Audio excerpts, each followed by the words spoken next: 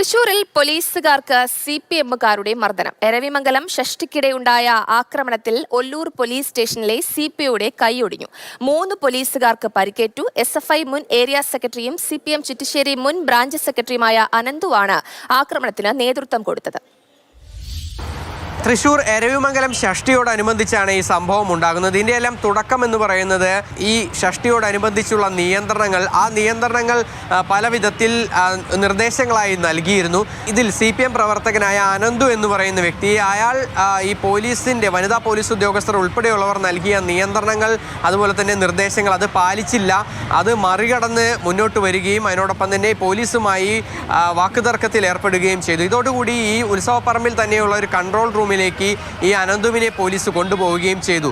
ഇത് കണ്ട മറ്റു CPM പ്രവർത്തകരാണ് ഇത് അനന്തുവിനെ അവിടെ കൊണ്ടുവന്നതിൽ പ്രതിഷേധിച്ചുകൊണ്ടും അനന്തുവിനെ അവിടെ നിന്ന് മോചിപ്പിക്കണമെന്ന് ആവശ്യപ്പെട്ടുകൊണ്ടും അങ്ങോട്ടേക്ക് ചെല്ലുന്നത്.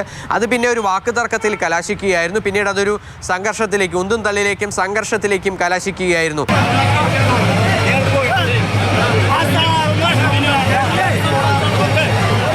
സീനിയർ സിവിൽ പോലീസ് ഓഫീസറുടെ കൈക്ക് ഗുരുതരമായി പരിക്കേൽക്കുകയും കൈയുടെ ഒടിവ് സംഭവിച്ചിട്ടുണ്ട് എന്നുള്ളതുമാണ് നിലവിൽ പോലീസ് ഉദ്യോഗസ്ഥർ നൽകുന്ന വിവരം. CPM പ്രവർത്തകർ പറയുന്നത് പോലീസിൻ്റെ അനാവശ്യമായ നിയന്ത്രണങ്ങൾ അതാണ് ഈ ഒരു സംഘർഷത്തിലേക്ക് വഴിവെച്ചിരിക്കുന്നത്. പോലീസ് അകാരണമായി പ്രവർത്തകർക്ക് നേരെ പാഞ്ഞെടുക്കുകയും പ്രവർത്തകർക്ക് നേരെ പ്രകോപനം സൃഷ്ടിക്കുകയും ചെയ്തു. പോലീസാണ് തങ്ങളെ ആക്രമിച്ചതെന്നുമാണ് CPM പ്രവർത്തകരുടെ ഒരു വാദം. 3 പോലീസ് ഓഫീസർക്ക് പരിക്കേറ്റിട്ടുണ്ട്. 14ഓളം പ്രവർത്തകർക്കെതിരെ പോലീസ് കേസെടുത്തിട്ടുമുണ്ട്. 2 FIR ആണ് ഇതിൽ രേഖപ്പെടുത്തിയിരിക്കുന്നത്. ഒരു വനിതാ പോലീസ് ഓഫീസർക്ക് നേരെ അപമര്യാദയായി പെരുമാറി എന്നുള്ളതും അതിനോടൊപ്പം തന്നെ ഈ സംഘർഷം ഉണ്ടാക്കി എന്നുള്ളതും. ഒല്ലൂർ പോലീസിന് നേരെ തുടർച്ചയായി ഈ ആഴ്ചയിൽ തന്നെ 2ാം തവണയാണ് സംഘർഷം ഉണ്ടാകുന്നത്, ആക്രമണം ഉണ്ടാകുന്നത്. ആദ്യഘട്ടത്തിൽ കഴിഞ്ഞ ദിവസം കാപ്പ കേസ് പ്രതി ഒല്ലൂർ CIക്ക് നേരെ ആക്രമണം അഴിച്ചുവിടുകയും അദ്ദേഹത്തെ കത്തിയെടുത്ത് കുത്തുകയും ചെയ്തിരുന്നു.